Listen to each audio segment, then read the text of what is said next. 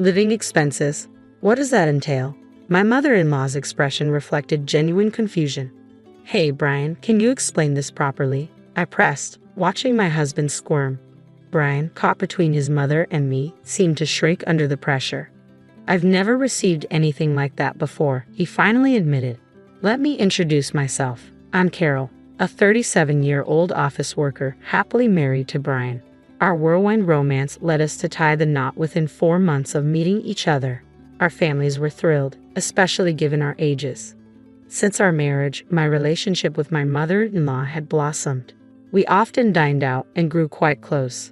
Initially, Brian and I lived separately but nearby. However, after Brian's father passed away, we decided to live together. Contrary to stereotypes, there was no tension with my mother-in-law. She willingly took on household chores, giving me time to focus on work.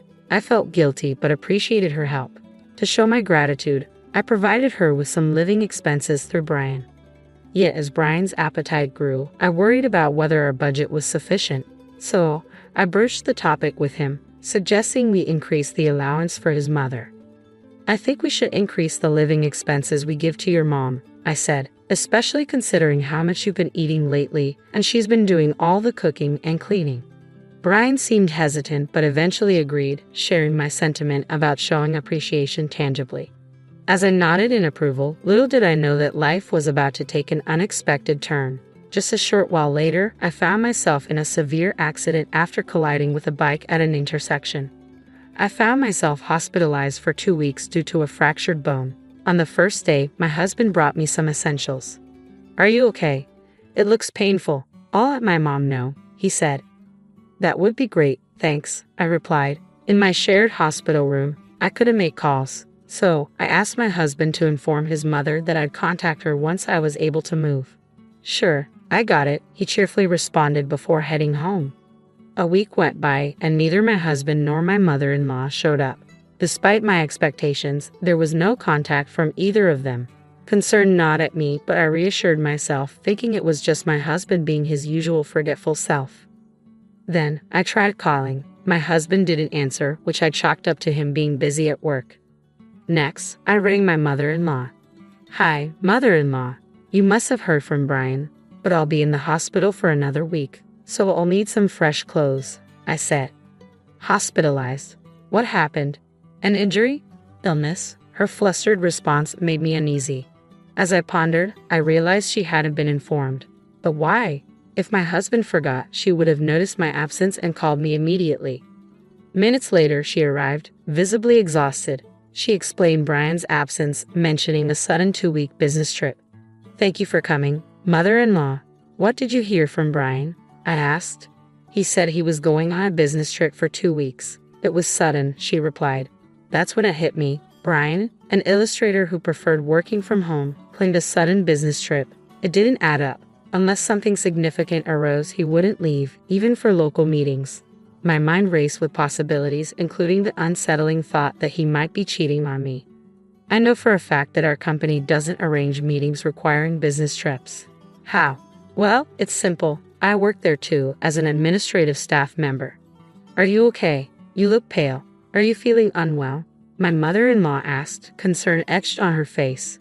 Our company wouldn't send Brian on a business trip. That's the job of the sales team. I'm an admin, so I don't go on business trips either, I explained, watching her reaction. Her puzzled expression spoke volumes. In other words, Brian lied. It had been a week since his unexplained absence and there was no official notification. I couldn't help but wonder where he really was. He left his injured wife in the hospital and lied to me. Did Brian tell you where he was going on business? I inquired. Come to think of it, he mentioned staying in a hotel in Miami arranged by the company, my mother-in-law replied, pulling up the hotel's website on her smartphone. As I glanced at the screen, my heart sank. It was the same hotel where we celebrated our wedding anniversary, a place far too extravagant for a company-funded trip. A throbbing headache began to surface, fueled by the realization of Brian's sloppy alibi.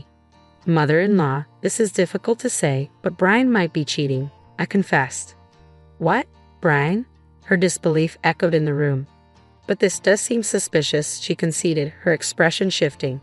Isn't this the hotel? Hold on, let's confirm if he's really there, she suggested, disappearing for a moment. After what felt like an eternity, she returned, a smirk playing on her lips. They said they'll check it out for me first. We need to verify the facts, she announced. As we waited, about 10 anxious minutes passed by. When I received a call from my mother-in-law, the news was shocking. Brian, my husband, seemed to be spending the night at that hotel, and with another woman, no less. Despite the strict policies against such actions, the circumstances seemed to warrant an exception, my mother-in-law explained. She even disclosed the name of the woman Brian was with. I was taken aback when I heard the name. I knew her. She was actually a friend of mine, my coworker and friend Jessica, who worked in the same department as Brian. She had even been present at our wedding, delivering a speech. The revelation left my mother-in-law equally astonished. Furious, her face flushed bright red, my mother-in-law was ready to confront Brian then and there. However, I urged caution, suggesting we gather solid evidence first. We decided to hire a private detective. After that, I'm filing for divorce. I can't tolerate a man who cheats with my friend. I plan to seek alimony, so I apologize for any inconvenience this may cause you, mother-in-law, I explained. Don't worry about it. I'll give that idiot son of mine a piece of my mind. How dare he betray such a good wife?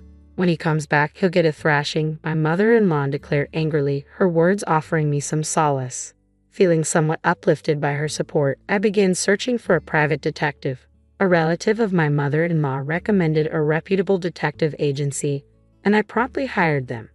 When I received the report, I couldn't help but laugh. It turned out that my friend Jessica had been posing as Brian's wife while they were away on location, 3 days before my scheduled discharge from the hospital. I dialed Brian's number, keeping it a secret that my mother-in-law was aware of the situation. How are you feeling? I inquired. I'm sorry, I've been too busy to visit. I'll definitely pick you up on your discharge day. Do you need anything? He responded. No, I'm fine. Sorry for bothering you while you're so busy. Apparently, my recovery is taking longer, so my discharge date has been extended. I'm just calling to let you know. I'm borrowing things like pajamas from the hospital, so no need to worry. Looks like I'll be discharged a week from now, I explained. Sorry for not being able to support you while you're so busy.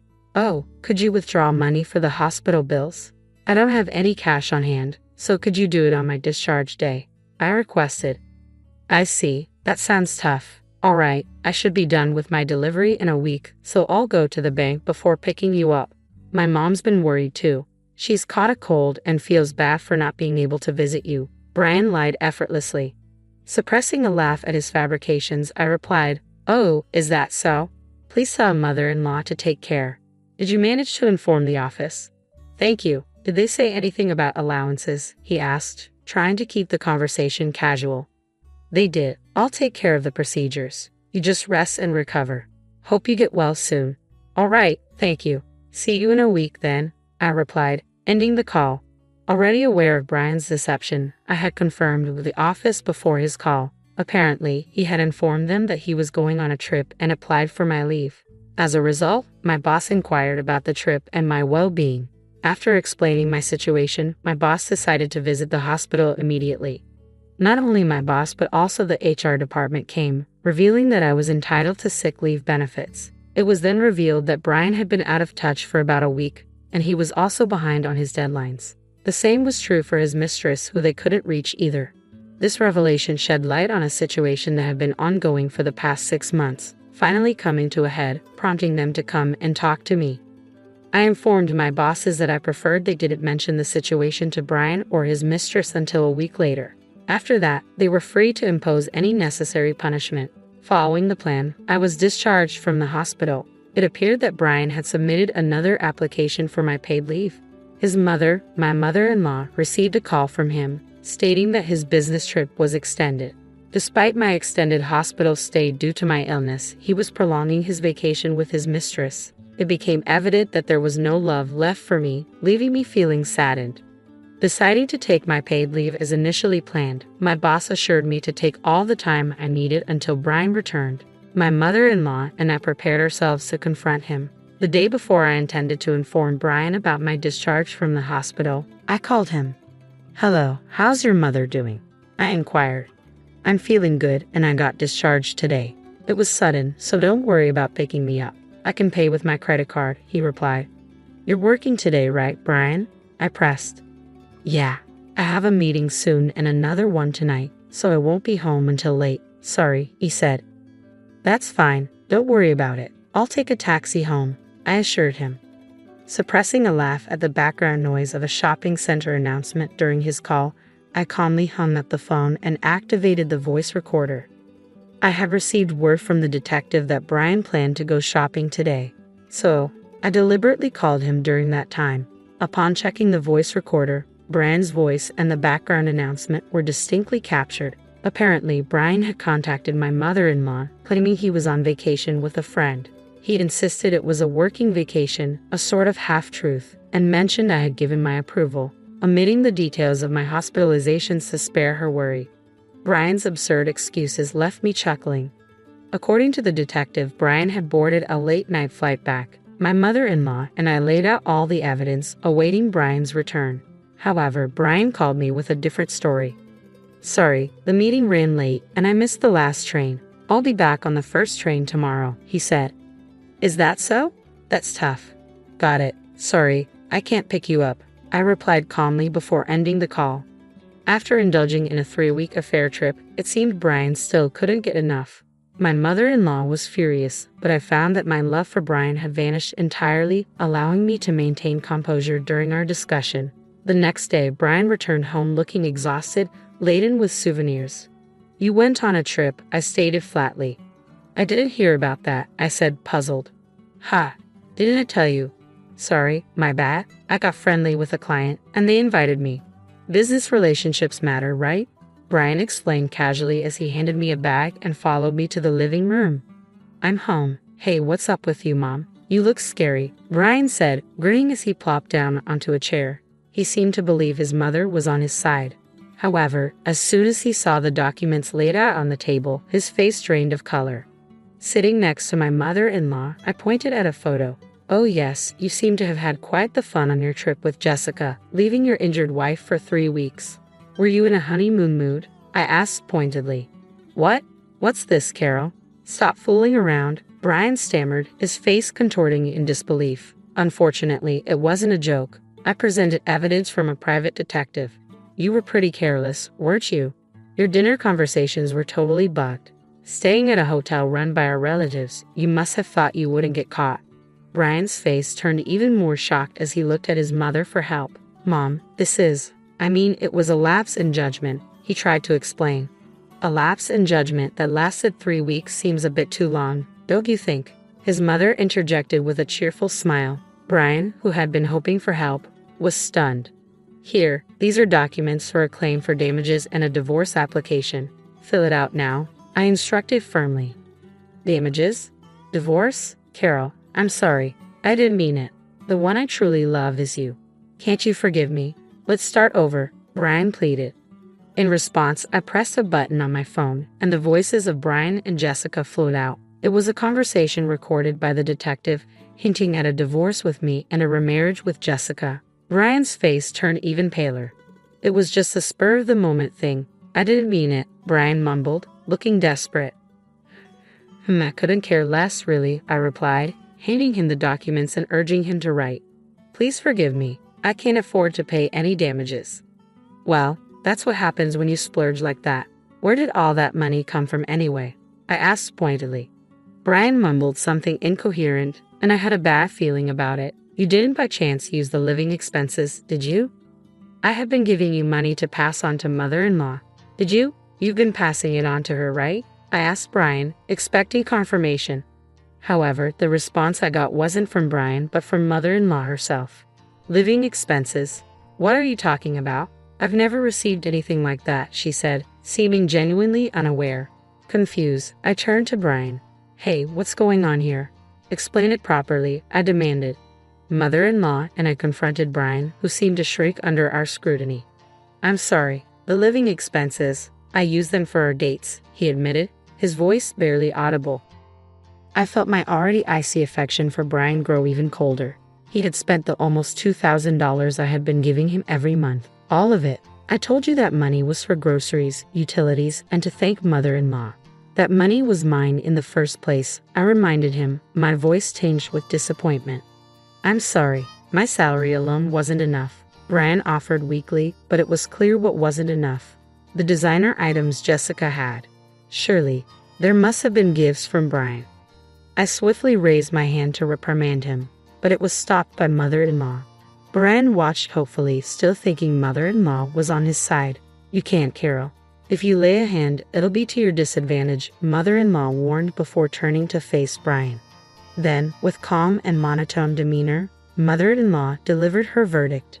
I've always thought the sillier the child, the cuter. I've spoiled you too much. Even with the bias, you grew up kind, and your father and I were so happy when you got such a good wife. But now, I'm cutting ties with you. Brian, stunned, tried to protest, but Mom, you're joking, right? Mother-in-law slapped away Brian's pleading hand and handed him a document containing a clause renouncing inheritance. Brian widened his eyes in disbelief, muttering, I can't believe it. It doesn't matter if you can't believe it. It's all true, mother-in-law stated firmly.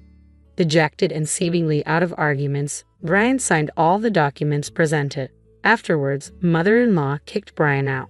He had apparently been misusing company entertainment expenses and was claimed for reimbursement by the company.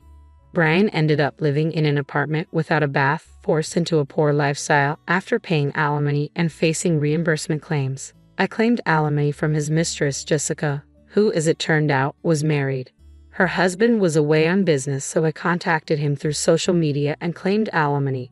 As a result, Jessica avoided divorce but had to quit her job, forced to live with her husband's family in a rural area without internet connection, where she was made to work from dawn till dusk. Having lost my parents early, I ended up being adopted by mother-in-law. Initially reluctant because of Brian's infidelity, mother-in-law eventually accepted, and we sold the house, buying a new one just for the two of us. I want to take good care of mother-in-law until the end. My name is Jason Miller. I toil away as a laborer in a modest factory, lacking any noteworthy qualifications.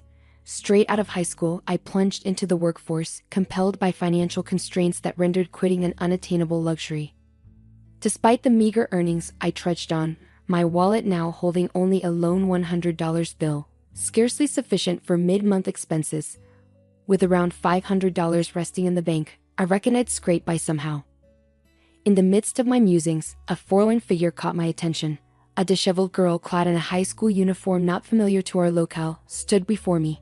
Despite the chill in the air, she wore no coat, her knees marred by scrapes, and her attire in disarray. What's troubling her? My curiosity piqued. I halted my stride to observe her plight. Shouldn't she be heading home? Seated there at this hour, perhaps she's taken ill. Her attempts to warm her freezing fingers by rubbing them together did not escape my notice. Leaving her be risks her getting caught up in trouble. What's the best course here? Resolving to act, I ducked into a nearby cafe, procured some steaming beverages and donuts, and approached her. As I drew near, the girl tensed, a hint of fear flickering across her features. Good evening. No need to fear. I won't harm you. I noticed you seemed cold, and I thought it offers some warmth. Would you like this? I extended a freshly purchased cup of hot lemon tea. She tentatively accepted, pressing the warm cup to her cheek for comfort. Are you hungry? Hunger only worsens the cold. Here, would you care for a donut? Uncertain of her preferences, I selected one at random, wondering if she'd receive it. With a soft thank you, she accepted the offering. Aren't you heading home? She shook her head in response, but offered no explanation. Could she have fled her home, I pondered, wary of delving too deeply into her circumstances. Then, a gust of wind lifted her skirt, revealing a network of painful wounds on her legs. What happened? She hastily concealed her legs, but not before I caught sight of the injuries. Did someone hurt you? Were you attacked? Her demeanor stiffened, reluctant to divulge.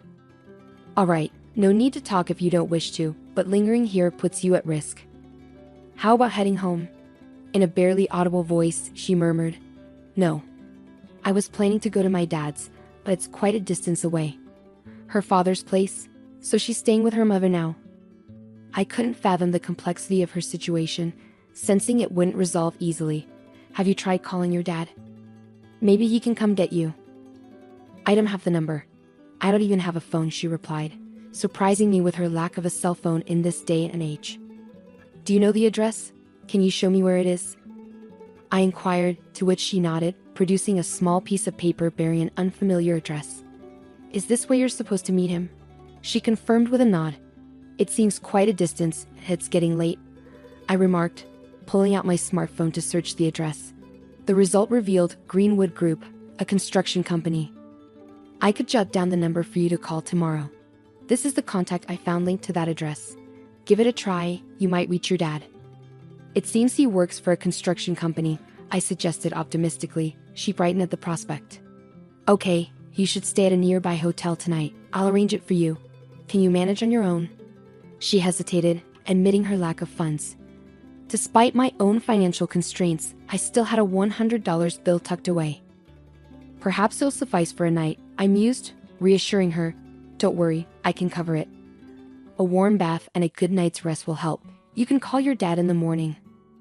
But I can't repay you, she worriedly protested. Forget about it. Just focus on reuniting with your dad. I reassured her, leading the way to a nearby hotel where breakfast was included for $100. After arranging everything with the hotel staff, including permission for her to make a morning call, I bid her farewell. It felt gratifying to assist her despite my now empty wallet. A few days later, as I returned home, a factory manager summoned me. Smith, you wanted to see me. The summons from the manager marked a first for me in my tenure at the factory. With a nervous air, I stepped into his office.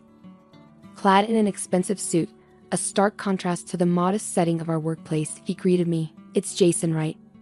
Yes, sir, Jason Miller, I confirmed, my apprehension mounting. You won't need to come back here, he stated bluntly. I beg your pardon? What's the reason? I stammered, bewildered by this sudden dismissal. It means you're being terminated, he declared, his tone leaving no room for negotiation. I struggled to comprehend. Could you please explain? Have I committed an offense warranting termination? I can't recall any wrongdoing. We can't tolerate troublemakers like you in our establishment, he asserted. What exactly makes me a troublemaker? And are you connected with the mafia? I blurted out, my mind racing with confusion. What? Absolutely not.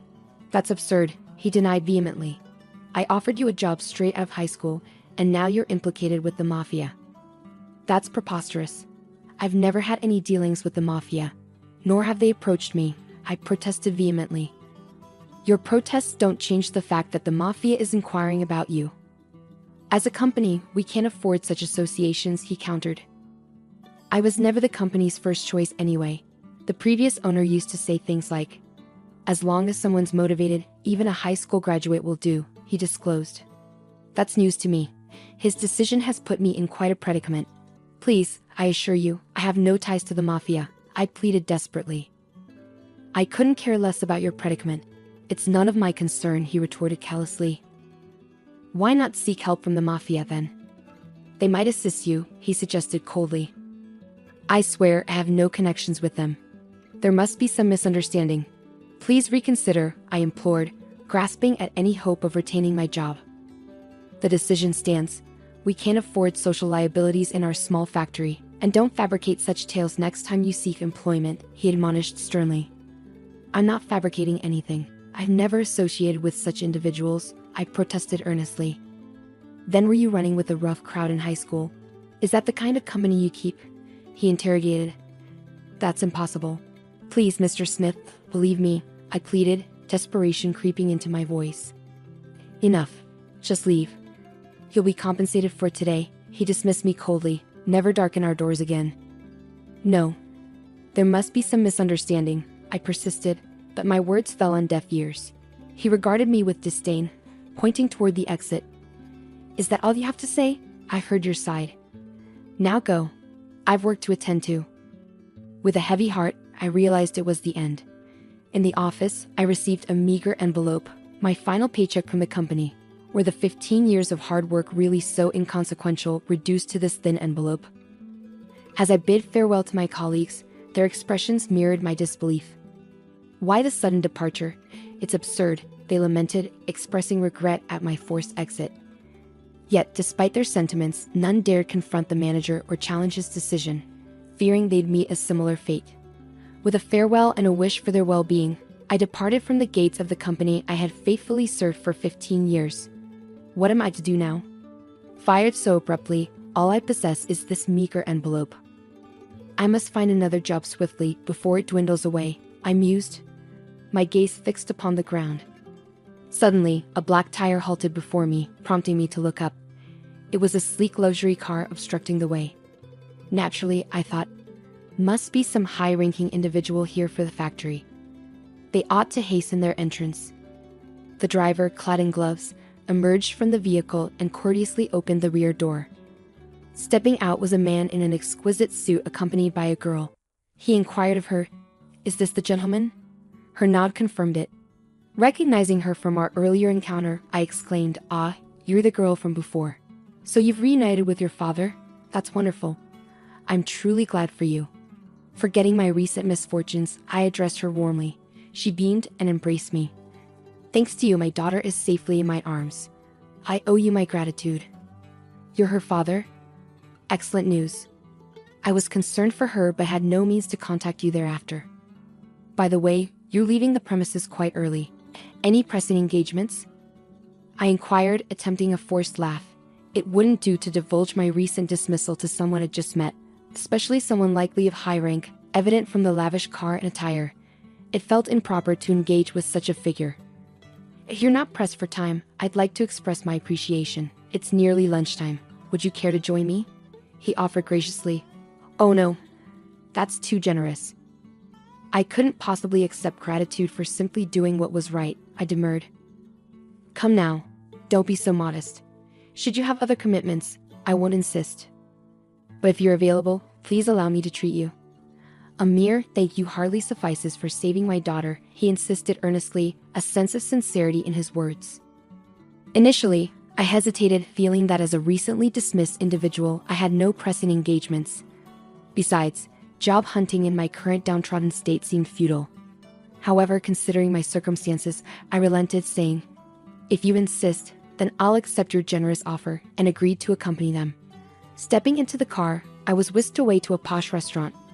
"Excuse me, I'm not exactly dressed for this," I remarked, gesturing to my work attire, hardly suitable for such an upscale establishment. Expecting a modest diner at best, I was taken aback by the opulence. Yet the man chuckled heartily, dismissing my concerns with, "Don't worry about it. Clothes don't dine." With his encouragement, I followed him, noting the lack of fuss from the hostess, who greeted me with a smile, indicating he was a regular. The ambience of the private room exuded luxury, albeit making me feel somewhat out of place. Despite my discomfort, as the conversation flowed and drinks were poured, I found myself gradually relaxing. The genuine smiles exchanged between father and daughter, coupled with the sumptuous fare, began to thaw my apprehension. It felt surreal, being amidst such extravagance as a high school graduate. Yet, with each sip and bite, I couldn't help but savor the moment, sensing it might be my first and last taste of such indulgence. Eventually, the man disclosed his identity. "I should have introduced myself earlier, but that's unlike me," he admitted, offering me a business card bearing the name B of Greenwood family. "Oh my," I thought, my mind jumping to conclusions. "I apologize," he interjected swiftly. "No need for apologies." "You're right," I replied, realizing my faux pas. "But you see, even a mafia member is a parent. Thanks to you, I'm reunited with my daughter." "I'm truly grateful," he confessed earnestly. "Oh, it was my pleasure," I replied sincerely, touched by his gratitude. "May I ask something?" "I've been curious about why she was there that day," I inquired. "That's because, you see, her mother and I divorced years ago. Shortly after she remarried, her new husband appeared to be the vice president of a small factory.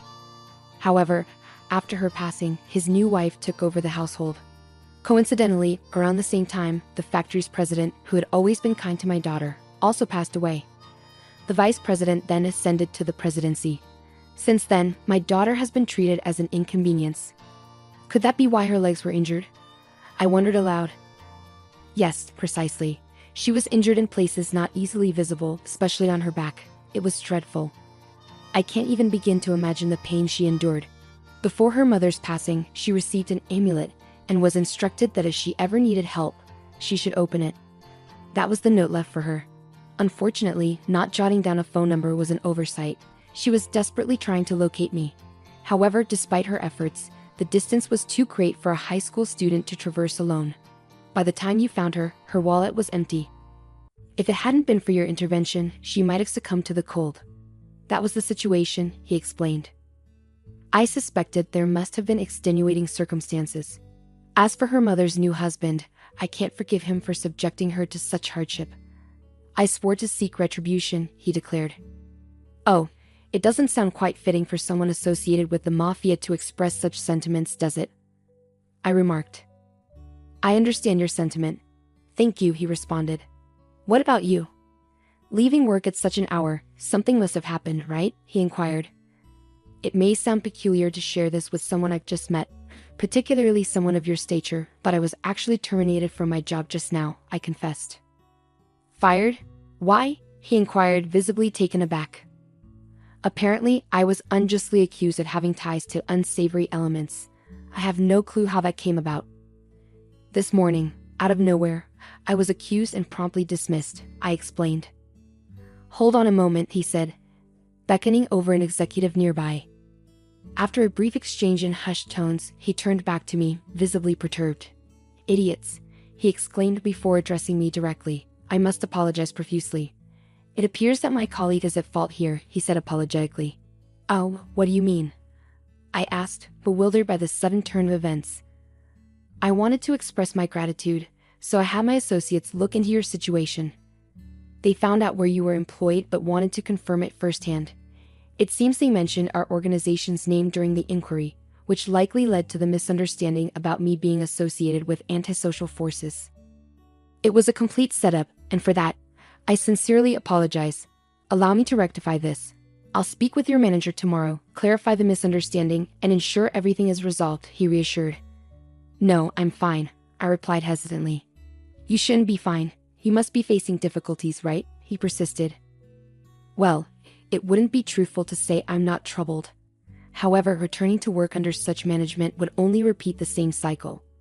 I refuse to work under someone who lacks trust in their employees, I asserted. I understand. Do you have another job lined up? He inquired. Unfortunately, no.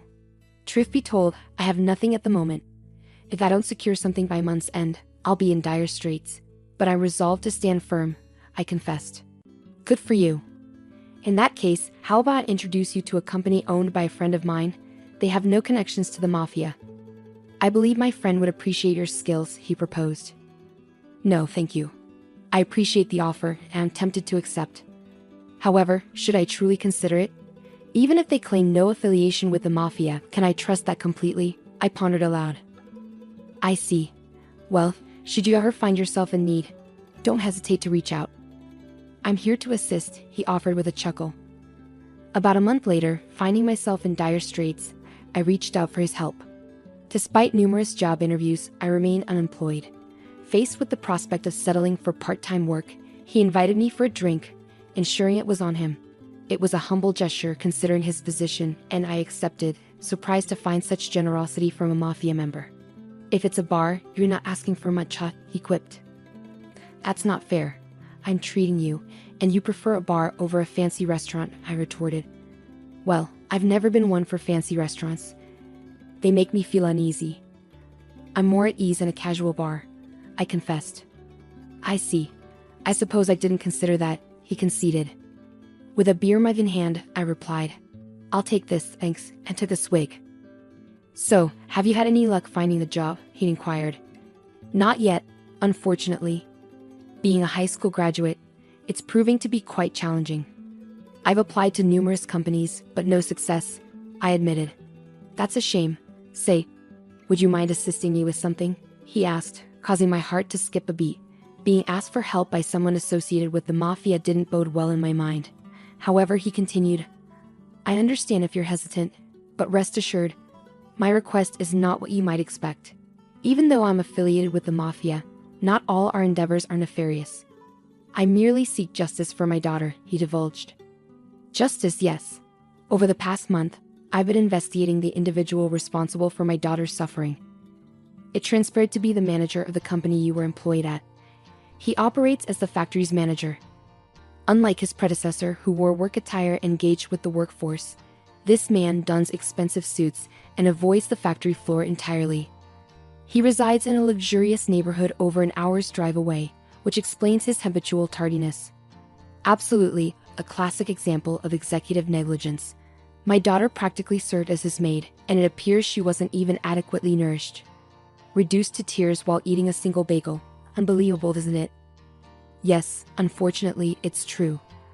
How could he treat my daughter in such a despicable manner? He muttered, frustration evident as he finished his beer. Hence, my desire for retribution for my daughter. But when we talk about revenge, it's not about resorting to anything unlawful. I refuse to risk losing precious time with my daughter by ending up behind bars over a scoundrel like him. So we're approaching this legally. Legally?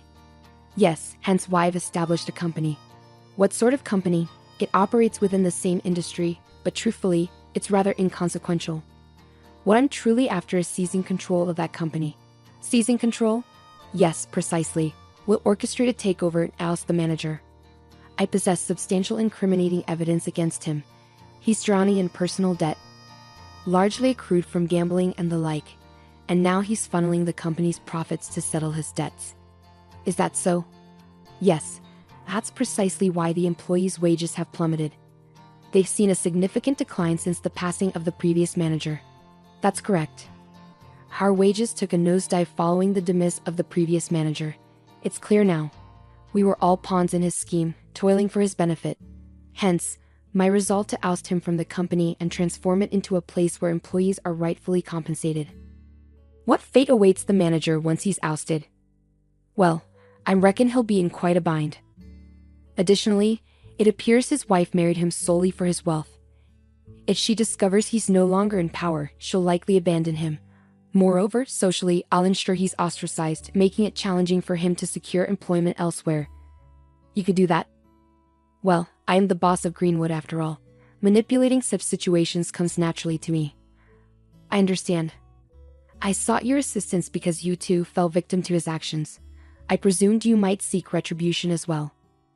Indeed, once the employees learn the truth, they'll likely share our sentiments. Most likely. If things proceed as intended, I aim to expand the factory further, and I envision you as a manager. Me, a manager? That seems far-fetched. Nonsense. In the past, high school graduates ascending to managerial roles wasn't uncommon. If formal education is lacking, one compensates with experience and diligence. Don't you feel capable? If you're confident in me, I'll give it my best shot. Excellent. Then tonight, we'll toast to the future of our new venture. Thus, unexpectedly, I became entwined in the takeover scheme of the factory that had previously let me go. A month later, after thorough investigation, we devised a plan to inflict significant financial harm on the factory through our takeover. Well, Mr. Smith. Long time no see. Oh, we have a prior acquaintance? It's possible you wouldn't recall a former high school graduate employee. Ah, Jason Miller. You were terminated under the mistaken assumption of having ties to the mafia. Well, that's not entirely accurate. No worries. It led me to secure a favorable position at my current company. I harbor no ill will. Instead, I come bearing a lucrative proposal. A proposition? You mean you wish to engage in business with us? Precisely. Your products boast exceptional quality, a fact I can attest to from my years of service here. Hence, I propose a contract valued at $5 million. $5 million? Indeed. I request the delivery of goods totaling that amount within a fortnight. Upon confirmation of delivery, the $5 million will be transferred. That's quite generous. So shall we proceed with this contract? Of course, I said as I placed the contract on the table, urging him to sign without perusing its contents. He was elated by the mention of $5 million and hastily affixed his signature. Foreseeing the manager's lack of attention to detail, I had expected as much. Yet it still amused me to witness the behavior of a company manager. With the contract signed, he spurred the employees into action, driving them relentlessly and demanding they work without respite. Production surged forward, but when it came time for delivery, complications arose. No delivery company would take on the task, likely due to interference from the Greenwood. In desperation, Smith himself sought out carriers, only for a truck from the Greenwood to conveniently appear. Despite loading the goods and dispatching numerous trucks, delays ensued, with vehicles encountering various issues along the journey. Ultimately, the deadline passed without the goods arriving. I promptly contacted Smith and returned to the factory. The goods didn't arrive by the deadline. Our company has incurred significant losses, I informed him. This is a breach of contract, he protested. No, we fulfilled our end of the agreement. It clearly stipulates in the contract that failure to deliver results in a $5 million payment, I countered. That's preposterous. I wasn't aware of such a clause, he retorted. Mr. Smith, whether you were aware or not, it's clearly outlined here. Claiming ignorance won't absolve you of your responsibilities, I asserted. Impossible. My company doesn't possess $5 million. Then it appears we'll have to acquire this factory. This factory, it's clearly stated here. Even if the mishap occurred due to the carrier's fault, your company assumes full liability. You've signed the agreement, haven't you? Hold on, this is outrageous. Without the factory, it will spell disaster. Indeed, it appears so. No longer will anyone be able to settle the personal debts you've accumulated. How did you become aware of that? That's not all. It's likely your wife will depart as well. It seems she wedded you solely for your wealth. You were aware of all this and orchestrated this contract, he accused. It's not just me who harbors resentment towards you. That's why this course of action was taken. Now, the factory belongs to our company. Pack your belongings and depart, I instructed sternly. Unbelievable. With all my debts, he lamented, sinking into despair. Following his expulsion from the factory, he sought solace with his wife, imploring her assistance in clearing his debts. However, accustomed to a life of luxury, she chose to sever ties with the now destitute manager. Slamming divorce papers onto the table, she callously demanded compensation, further plunging him into insurmountable debt, leaving him in a state of profound suffering. Upon reporting the entire ordeal to the boss, he expressed satisfaction and commended my actions. Henceforth, he'll find no employment with any reputable company. He'll come to truly understand the consequences of betrayal. Yes, may he face torment in the depths of hell, I concurred. Presently, you're the manager of this factory. Will you endeavor to expand the company for the benefit of the employees and yourself? My colleague inquired. No, that's not my primary motivation. I didn't undertake this for personal gain. I did it for the sake of my daughter, you, and all the hardworking employees at this factory. It's imperative that we prioritize the happiness of our employees, I clarified. Understood, sir. We'll ensure the employees' well-being, they affirmed. With that result, I resumed my role as the factory's manager, greeted warmly by my former colleagues. Thank you all for remaining steadfast. Together, let's strive to enhance the factory and ensure every employee receives fair compensation. This factory belongs to all of us, I proclaimed during my inaugural address. My colleagues erupted into cheers, welcoming me back wholeheartedly. 3 years ago, Nick tied the knot with Jolie. Frankly, had it not been for her unexpected inheritance of the family business following her father's untimely demise, Nick might never have walked down the aisle with her. Mr. McMillan, once robust and seemingly invincible, succumbed to a sudden stroke, leaving Jolie as his sole heir. Nick, a charming but idle individual accustomed to leeching off women, couldn't help but take notice. Jolie, swayed by Nick's smooth talk and promises, fell under his spell, while Nick saw in her a golden opportunity, his plan. To buy his time until something more lucrative came along. As luck would have it, Jolie's inheritance turned out to be the golden ticket Nick had been waiting for. With her newfound wealth, she became his jackpot. Nick, confident in his ability to manipulate her growing affection, envisioned controlling her fortune for his own gain. Initially, Nick's scheme unfolded smoothly. Jolie, engulfed in grief over her father's passing, leaned on Nick for support, oblivious to his ulterior motives. Nick seized the moment, showering Jolie with care and attention during her time of need, all the while concealing his true intentions. He kept up his facade until they exchanged vows, ensuring there was no turning back. After the funeral, Nick proposed marriage, suggesting they wait until Jolie had mourned her father properly. However, when Jolie questioned the necessity of a prenuptial agreement, Nick's true colors began to emerge. Nick, is this just a business move? Jolie queried, echoing the sentiments of Mr. Chinland, her father's trusted advisor. It's humiliating. "Do you think I'm only after your money?" she protested. Nick, taken aback by her defiance, responded defensively, "Honey, it's merely a precaution. We need it just in case. My godfather insists on it. He's always looked out for me, like a second father." Though Jolie's understanding of financial matters might have been lacking due to her privileged upbringing, she possessed a tenacity that transcended her naivety. When she set her sights on a goal, she pursued it relentlessly. Nick, finding himself backed into a corner, begrudgingly acquiesced to all of Mr. Chin's conditions. While the terms of the marriage contract seemed standard, they effectively stripped Nick of any entitlements. It was abundantly clear that Jolie's inherited business and assets would remain solely hers. Nick had assumed he'd have a share in the dividends and the opportunity to amass new wealth. However, the meticulous contract drawn up by a top-tier lawyer dashed those hopes. Despite this setback, Nick convinced himself that the marriage still held benefits. He saw it as a means to tap into his wife's finances without oversight, building his own capital for the future. He planned to siphon money from their joint budget daily, funneling it into his own accounts. Yet Nick's optimism was misplaced once again. Mr. Chinland, a principled and responsible figure, not only oversaw Jolie's business finances but also controlled her personal wealth. Nick found himself restricted in his personal spending, but he remained hopeful, anticipating how the situation might unfold. His patience was eventually rewarded. Despite their efforts, Jolie struggled to conceive, her desire for motherhood overshadowed by repeated disappointment. Initially attributing it to stress, she eventually sought medical intervention after over a year of failed attempts, uncovering the underlying cause of their struggles.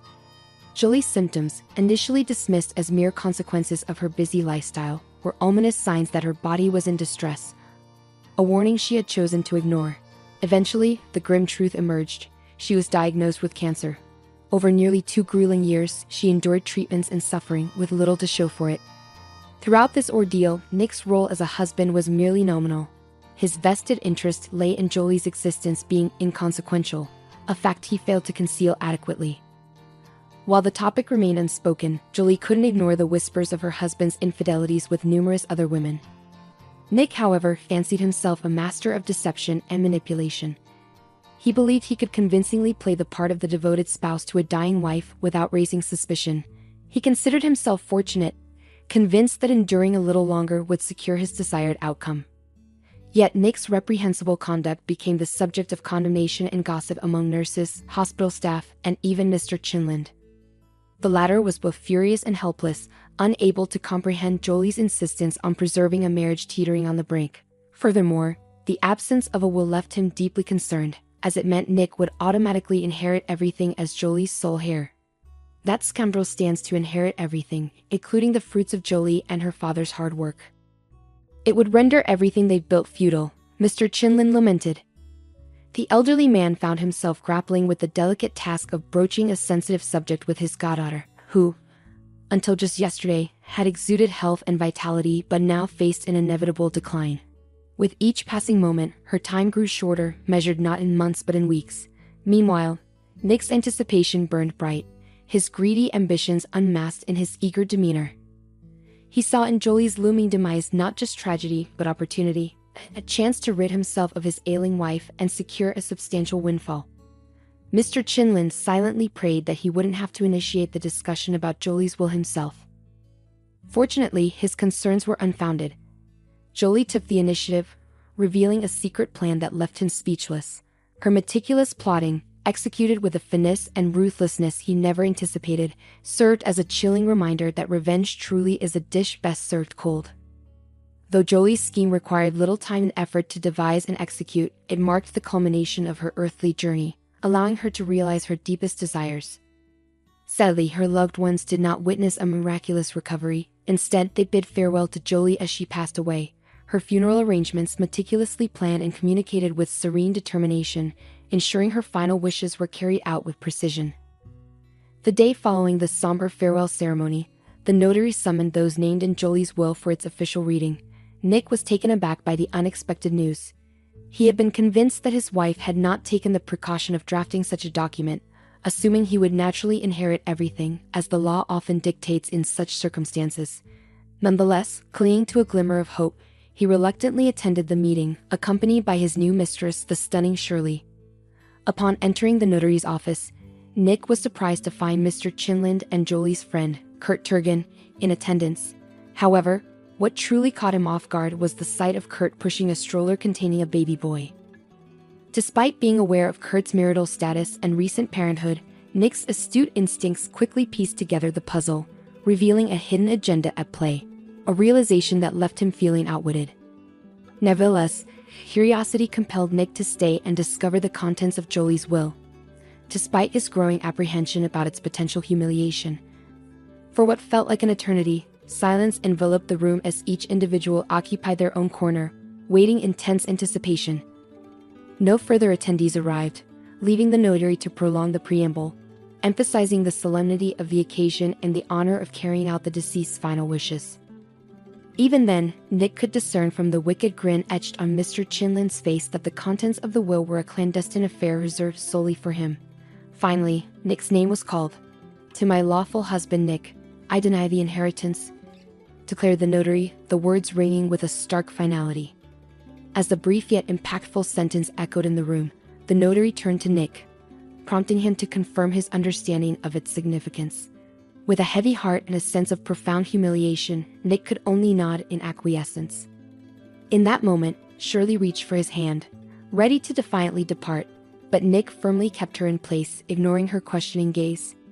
Though every fiber of his being urged him to flee from the scene of his public disgrace, the drama was far from over, and the invited spectators demanded closure. With a measured pause, the notary continued. "I bequeath all my personal property to my only son, Robert Turgis, until he reaches adulthood. I appoint his father, Kurt Turgan, and Mr. Chinland as guardians and administrators of his estate," announced the notary, dropping a bombshell that reverberated through Nick like a devastating blow to the gut. The revelation of Kurt's paternity shattered Nick's patience, eliciting a shocked cry of disbelief. Yet, aside from Nick and Shirley, the revelation elicited no surprise from the assembled witnesses. "Is the boy Jolie's biological child?" Nick's voice trembled as he gasped for breath, his words punctuated by desperation. "Yes, Robert is the biological son of Jolie and Kurt," Mr. Chinland confirmed, his tone resolute. "She hasn't been pregnant in the last 2 years. It's impossible." Nick grasped at straws, though he knew all too well that modern science had rendered pregnancy unnecessary for parenthood. "The marvels of medical progress never cease to amaze," Mr. Chinland remarked, observing the unfolding scene with a mix of pity and detachment. For Kurt, the memories of 2 years prior flooded back, a chilling reminder of the moment he learned of his best friend's grim prognosis. He marveled at her composure as she calmly discussed her limited time and her unwavering determination to fulfill her maternal longing. "I had my eggs preserved before beginning treatment," she had revealed, her resolve unyielding in the face of adversity. "I was told that I probably wouldn't be able to raise my own child, but I insisted, Kurt. I grew up without a mother, and I know it isn't easy, but I always felt her love and protection." "Does Nick agree to raise the child alone?" Kurt cautiously inquired. "Who would allow him? He would gladly become a guardian and use the baby's money, as he lacks conscience," Jolie replied bitterly. "No, I've already realized that my dear spouse is someone of questionable character, to put it correctly, and his reaction to my diagnosis and prognosis. I don't even want to speak about him. This man isn't worth getting upset about." "And what of the baby?" "That's what I wanted to discuss with you." Jolie hesitated, a rare moment of uncertainty for her fearless demeanor. "I don't know how to broach the subject delicately. Maybe there is no delicate way. In short, I would like you to be the father of my child," she exclaimed in a high-pitched voice. "Are you joking? You have a husband." Kurt clearly wasn't prepared for this sudden proposition. "Yes, I do have a husband, and I will have him until the day I die. I've already made that decision, Kurt. Of course, we won't sleep together. It's impossible given my current condition.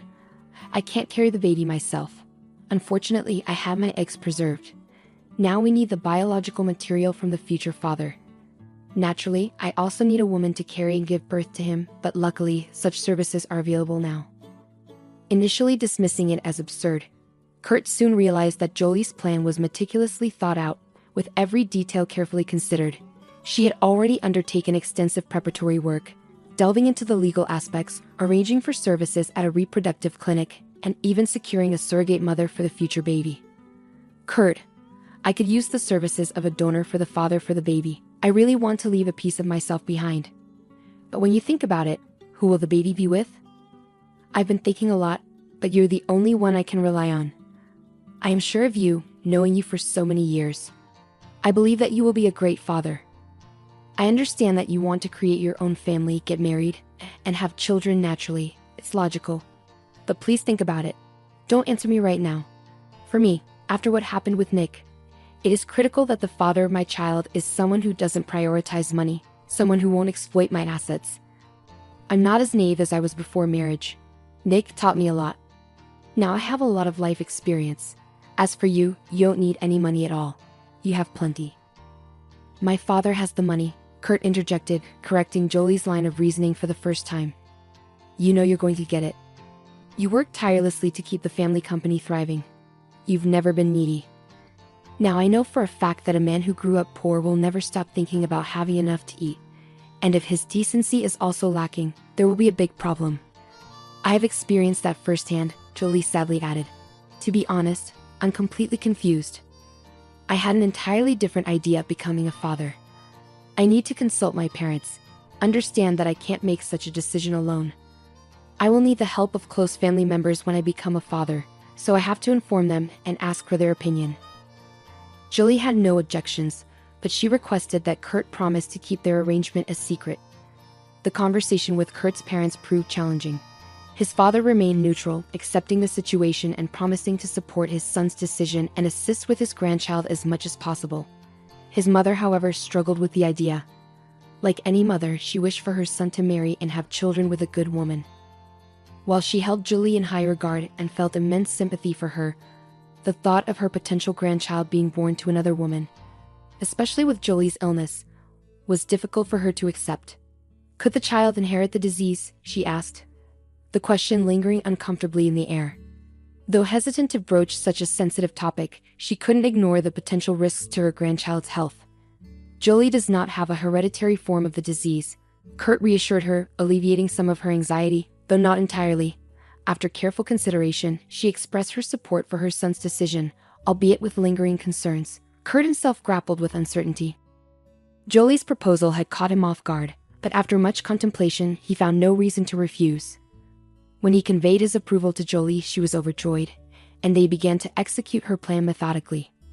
As Kurt reflected on the profound changes unfolding in his life, Mr. Chinlin reminisced about his conversation with Jolie just over 2 months prior. Beginning with expressions of her respect and admiration for him as a father figure, she eventually revealed her request for him to become her son's guardian. Initially dismissing it as delirium, Mr. Chinlin was left in shock as Jolie detailed the entirety of her plan. Not only had she and Kurt made a bold decision, but they had also managed to keep it hidden for so long. How old is the baby now? Mr. Chinlin inquired. Robert is 8 months old. Jolie beamed. You both truly know how to surprise, Mr. Chinlin remarked, still reeling from the shock. I don't want Nick to find out about the child until after I'm gone. He'll only learn of it when my will is read. It's already been drawn up, and is in the hands of the notary. However, there's one aspect we still need to address. Robert will only have one legal guardian. Upon reevaluating many aspects of my life, I've decided not to leave anything to chance. Kurt has parents, so if anything were to happen to him, Robert would go to them. But I want you to have legal rights as well, just in case. With his keen understanding of people, the elderly man recognized the potential danger in confronting Nick directly, even though Jolie's husband undoubtedly deserved such treatment. In the hushed atmosphere of the notary's office, everyone was lost in their own thoughts. It was clear to see that Nick was cursing Jolie in every possible manner. People like him often fail to grasp that their own actions may have provoked such responses. Introspection of that kind is often too complex for individuals like him. Why bother looking for faults within oneself? Strangely enough, it was Shirley who broke the silence. She attempted to guide her lover out by the elbow, but Nick had no intention of leaving, feeling compelled to voice his grievances. Are you certain I'm entitled to nothing? No obligatory share or whatever it's called? I am her husband after all. Nick's voice rose in protest. As per the will, you're not listed among the beneficiaries entitled to an obligatory share of the inheritance. Furthermore, I've meticulously reviewed your marriage contract. Its contents are enclosed here." The notary indicated the hefty folder before him with a firm tap. "You have slim chances even with a legal challenge, though you naturally retain the right to pursue such action." "I'll contest it. Who is this illegitimate child anyway? And who's to say he's really her son?" Nick's outburst escalated, oblivious to the weight of his words. Kurt struggled to contain his anger, fighting the urge to strike the arrogant man. Even the typically composed Mr. Chinlin flushed with indignation. Only the notary remained as composed as ever, treating the situation as just another day at the office, unfazed by the drama unfolding before him. "Can I see?" Nick demanded to examine the evidence. "No. You're only entitled to review the portion relevant to you. All other documents, particularly those concerning the child, can only be disclosed with the parent's consent." Naturally, the notary clarified. "I do not consent," Kurt interjected firmly. "So, access to those documents would only be possible through a court proceeding if the court deems it necessary to request them." That was the breaking point. Nick stormed out of the office, slamming the door behind him, determined not to let the matter rest. His mistress, however, bid farewell politely and exited quietly, closing the door behind her. "Does it matter that he didn't sign the will?" Mr. Chinland inquired of the notary. "There are many like him. It's merely a formality," the notary reassured him. "It's almost comical if it weren't so tragic. I still can't fathom how Jolie got mixed up with him." Mr. Chinland mused aloud, his thoughts lingering in the air as a rhetorical question. With the required paperwork swiftly signed and hands shaken, Mr. Chinland assisted Kurt in settling little Robert into the stroller. "Would you care to join us? I could use some fresh air, and it's good for the baby," Kurt invited. "Certainly, I'll join you for a while." They walked in silence, the gentle rustle of the stroller wheels providing a soothing backdrop. "Do you think Jolie would approve of how I'm handling everything?" Kurt finally voiced the question that had been weighing on his mind. "I'm certain she would. You're proving to be a remarkable father, and the bond between you and Robert is undeniable," Jolie's godfather reassured him. "Truth be told, there's something that's been nagging at me. You know, I have a feeling Jolie mentioned to you that I had advised against what transpired at the notary's office," Mr. Chinlin brought up. "Are you referring to the whole debacle with the will and Nick finding out about Robert?" Mr. Chinlin nodded in acknowledgement. "Of course," Kurt replied. "I was the one who constantly brought up the conversation about that. I didn't like this idea from the very beginning. He's a nasty type, angry, stupid, and mercenary. Why provoke him? Honestly, I even contemplated telling him when the baby was already born. But Jolie was so adamant about keeping it a secret, I felt I had no right to interfere. I thought perhaps she just didn't want to deal with him herself and left these disputes to us. Seeing him today with that woman, shamelessly flaunting it, makes me question whether I made the right decision by not standing my ground." His reaction, the look on his face, it was chilling. Maybe it would have been better to confront him earlier. I believe Jolie didn't want to either. That played a part too, and the desire for revenge. She wanted to get back at him because she loved, regardless of what she claimed later. She loved deeply, and this corrupted love left her no other recourse. "My poor girl," the elderly man wiped away a tear trickling down his cheek. "Don't grieve for her. She asked us not to. She asked us to direct all our love, which was for her, to Robbie," Kurt comforted Jolie's godfather, while the others reminisced. Meanwhile, Nick and Shirley observed from the car, discussing the same topic. "So you won't get anything at all, huh?" the girl asked incredulously, blinking rapidly. "You're such a fool. You heard there's no chance because of this baby. All right, let's go. We need to salvage at least something valuable and move it to my place." 3 days later, Kurt finally gathered the courage to visit Jolie's house, only to find it deserted. He had prepared himself for a confrontation, even hiring 2 security guards for protection. But Nick had anticipated his move and already absconded with plenty of valuables. Now Nick sat alone in the cramped confines of his tiny apartment, nursing a dwindling glass of whiskey that Shirley had left him, a predictable gesture. Why would she need a loser like me? Nick mused, reflecting on how he had ended up in this dismal state. Once, women paid him for his company, but now he found himself offering money to a young, beautiful girl just to keep her around. Ironically, Nick, a gigolo past his prime, withered by his vices, refused to shoulder the blame for his circumstances. In his mind, his wife was the villain who had drained him of vitality and crushed his dreams, leaving him without the inheritance he had so eagerly anticipated. In his fantasies, he was young, handsome, successful, and fabulously wealthy. Yet Shirley's parting words had shattered these illusions. He was nothing more than a destitute drunkard lost in delusions of grandeur. Accepting this reality was a bitter pill to swallow. His grand visions of wealth and success, hinging largely on his ex-wife, crumbled like a house of cards. His aspirations of becoming a successful entrepreneur were dashed. Blinded by his pride, he failed to acknowledge his own role in his downfall. Instead, he directed his resentment towards his late wife, seeing her as the source of all his woes. For nearly 2 weeks, Nick drowned himself in a haze of alcohol, seeking solace from his harsh reality, his bitterness festering with each passing day. Then, one bleak morning, gripped by a pounding hangover, he reached a breaking point. He realized that drowning his sorrows in alcohol wouldn't bring him success or vengeance against Julie. Nick felt a profound sense of humiliation. A few days prior, representatives from Mr. Chinlin had appeared, practically strong-arming Nick into surrendering his car keys and tearing up the power of attorney that Julie had granted him. Did you not realize that the power of attorney loses its legal validity after the death of the grantor? One of the men remarked, his tone dripping with disdain. In Nick's mind, he painted himself as a saint who had never left his ailing wife's side. Conveniently, he brushed aside his own endless scheming, gambling habits, alcohol abuse, and dismissive treatment of his wife. How unfortunate that she's dead and I can't lash out at her, he had thought countless times. I barely suppressed my urge, convincing myself that my patience would be richly rewarded. Now, as he contemplated his next move, thoughts of revenge consumed him. Initially, he had entertained the idea of desecrating her grave. But upon reflection, considering what was most precious to Jolie and what would inflict the deepest anguish, he stumbled upon another answer. Robert. A surge of electricity coursed through Nick as this idea took hold in his mind. He chuckled maliciously, finally concocting his revenge plot. While many details needed ironing out, he had settled on one crucial point: he would not harm Robert. What's a mother's worst nightmare? Not being able to protect her child in times of trouble. That's precisely the fate he planned for.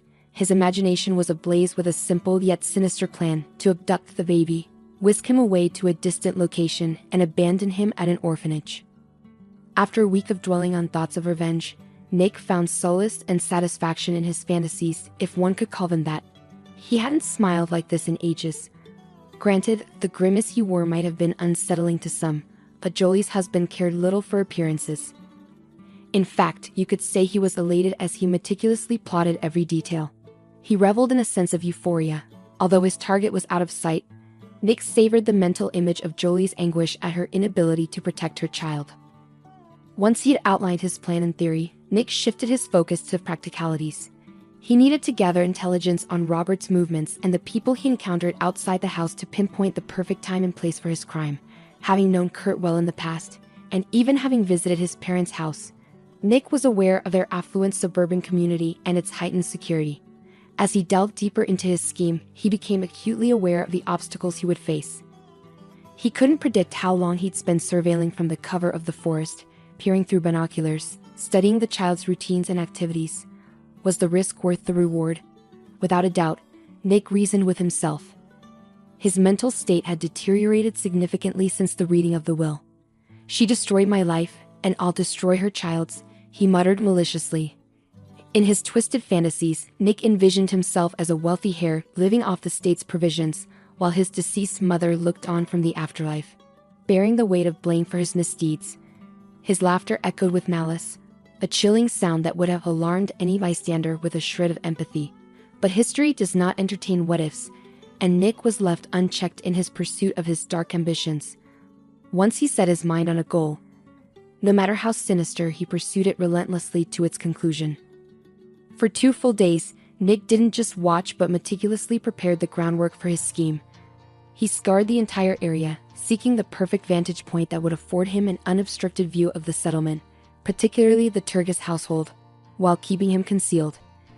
He poured all his energy and time into finding the ideal spot, ensuring it met his stringent criteria. Day after day, he rose with the dawn, immersing himself in surveillance at the cottage settlement until nightfall. With binoculars in hand, he meticulously documented every movement, noting arrivals and departures with unwavering diligence. Through his observations, Nick learned that the child was under the care of Kurt's grandmother and a nanny. Both Kurt and his mother were unsuitable targets for Nick's plans. It would recognize him immediately. Nick had no intention of facing consequences for his actions. Anticipating police inquiries, he aimed to deflect suspicion away from himself. Thus, he identified the nanny as the target of his scheme. She followed a predictable schedule, walking with Robert along familiar routes at set times. Luck seemed to smile upon Nick when, on a Wednesday, the nanny ventured beyond the settlement's secured confines for a daytime stroll with the sleeping baby. She followed a forest path to a clearing where she met another nanny from a neighboring settlement, her laughter carrying through the air. Recognizing an opportunity, Nick decided to limit his visits to the settlement to Wednesdays, minimizing the risk of drawing attention to himself. His plan was meticulous, akin to a well-oiled machine. Each Wednesday, like clockwork, the nanny ventured into the forest. For 4 consecutive weeks, Nick observed this routine, ensuring its consistency. As the 4th Wednesday approached, he knew the time had come to execute his sinister plan, confident in its precision and success. He acquired a potent stun gun from a local market, exchanging cash to evade detection. Every aspect of his plan was meticulously arranged to minimize the risk of capture. Securing an old car, he appropriated license plates, ensuring they were affixed inconspicuously. He strategically positioned the vehicle for a swift getaway, yet far enough to evade suspicion. Disguising his appearance was paramount, taking precautions to obscure his features and physique to evade identification. Obsessed with thoughts of kidnapping, he became consumed by them, even dreaming of the deed in vivid detail. As the fateful day drew near, he shed nearly 7 kilograms, a physical manifestation of his preoccupation. A haunting aura of neurosis and fixation began to manifest in his countenance, a visible testament to his unraveling psyche. On the appointed Wednesday, he parked in his chosen spot, his nerves taut with anticipation. As he spied the nanny guiding the stroller down the path, a tremor of apprehension coursed through him. The meticulous planning had insulated him from the grim reality of his impending actions. He was poised to confront a stranger, to assault her with a stun gun, and to wrest the child from the safety of the stroller, all in a desperate bid to enact his vengeful scheme. Reality shattered his preconceived notions, starkly contrasting the simulated scenarios of his imagination. Here, everything was palpably real. The unsuspecting woman, the innocent child nestled in the stroller, his gaze filled with innocent wonder. Nick was not inherently predisposed to violence, but his festering animosity towards Jolie propelled him across the threshold of moral restraint. Approaching the nanny, he forcefully pushed her away from the stroller, causing her to stumble and fall. He then unleashed the taser's jolt upon her, rendering her unconscious with a single shock. With trembling hands, he moved to extract the child from the confines of the stroller, his heart racing with adrenaline-fueled urgency. Yet his meticulously crafted scheme was abruptly derailed. As he leaned down to undo the child's restraints, a sudden blow struck his head, sending him reeling to the ground in a dizzying haze of confusion. The next thing Nick knew, he found himself subdued by an elderly man standing over him, scolding Nick while deftly binding his hands. Nick's consciousness slipped away once more. It turned out that the mysterious figure was none other than Mr. Mayo, a respected gamekeeper renowned in the nearby elite communities. His guardhouse, nestled inconspicuously amidst dense foliage, overlooked a clearing frequented by nannies from neighboring settlements, unbeknownst to Nick on that fateful day. Mr. Mayo had been returning from a local errand when he caught sight of suspicious activity. "I spotted someone, cloaked in black despite the morning heat, stationed as a lookout. I decided to observe and investigate," he recounted later to the police. With years of experience navigating the forest, Mr. Mayo adeptly maneuvered without disturbing the wildlife. "I concealed myself behind a tree, keeping vigilant watch. Suddenly, I witnessed a man assaulting a woman, knocking her to the ground. Initially, I feared for her safety, but it became clear he was targeting the child. Acting swiftly, I intervened, striking him with a makeshift cudgel I had prepared," Mr. Mayo elaborated. "Exceptional work, Mr. Mayo. You've become a local hero. The press is eager to speak with you," remarked one of the officers. "No, I prefer to stay out of the limelight. That's not my style," Mr. Mayo declined, quietly retreating to his abode via a circuitous route to evade pursuit. He considered his actions nothing out of the ordinary, believing anyone would have done the same in his position. How could I stand by when those in need of protection were in harm's way, he reflected. A few hours later, Kurt arrived at Mr. Mayo's house, gratitude pouring from his words. I'm the father of the boy you saved today. He's a resilient kid. Once I held him, he settled right down. Such bravery and intelligence in those eyes. We're deeply thankful you were there when it mattered. We can't express our gratitude enough, Kurt expressed, his voice laden with emotion after a tumultuous day. Is there any way I can repay you? Kurt inquired earnestly. Mr. Mayo waved off the notion with a humble smile. No need for thanks. When a child's safety is at stake, there's no hesitation, he replied, genuinely touched by Kurt's appreciation. Yet Kurt persisted, wanting to show his gratitude. If you insist, perhaps a new hunting suit and some provisions for my dog? Consider it done. But may I ask, was your intervention motivated by money? Mr. Mayo's curiosity prompted him to pose the question. Oh, sadly, it's much more complicated than that, Kurt replied, his voice tinged with regret. Mr. Mayo listened attentively, prompting Kurt to share further details of their tumultuous past. As Kurt recounted the series of events, from Jolie's illness to her unconventional parenting decision and subsequent passing, Mr. Mayo nodded in understanding. I live somewhat isolated here, so to speak, and rarely hear such tales, he remarked. Kurt elaborated on Nick's motivations, highlighting the investigators' insight that Nick's actions were driven not solely by greed, but by a deep-seated desire for revenge. He was consumed by it, Kurt explained. Relieved to share the complexities of the situation with an impartial listener, Kurt pondered aloud, questioning if their actions had driven Nick to the brink of madness and revenge. If it were just about himself, I wouldn't suffer such reflexivity. But everything he and Jolie did ultimately revolved around their son, Kurt reflected. Turning to Mr. Mayo for his perspective, Kurt asked, do you think we played a role in pushing him to this point? Are we responsible for his desire for revenge? Are you serious? You're an adult, and you're talking such nonsense. Mr. Mayo's blunt truth hit Kurt hard, offering a fresh perspective on Nick's actions. That Nick of yours always found a reason. He doesn't even need one. He married for money, cheated shamelessly, mistreated his sick wife, and convinced himself it was all her fault. What's her fault? For retaliating once? For losing patience? For not enduring it? Mr. Mayo's words resonated deeply with Kurt, prompting him to reflect on the situation. Grateful for the insight, Kurt smiled in response. Now, I also owe you for your good advice, he acknowledged. The gamekeeper waved his hand dismissively. They parted as friends, with Mr. Mayo promising to look after Robert. I heard somewhere that the Chinese have this belief or wisdom, God knows what to call it, that if you save someone's life, you're responsible for that person forever. So don't worry about your Robert. I'll look after him here too, Mr. Mayo assured Kurt. True to his word, Mr. Mayo became a regular presence in Kurt's household, providing support and love to Robert. Meanwhile, Nick was sentenced to several years of imprisonment, bringing a sense of relief to Kurt's family. Life gradually returned to normal, with Mr. Chinlin continuing to fulfill his duties as Robert's guardian. Kurt found companionship in a single mother whose daughter attended the same kindergarten as Robert. Their children quickly became friends, sparking hope in Kurt's parents for his personal happiness. Despite moving forward, Kurt remained dedicated to honoring Jolie's memory. He regularly spoke to Robert about his mother, sharing photos and videos to ensure her presence was never forgotten. He reassured the boy that his mother's love would always surround him.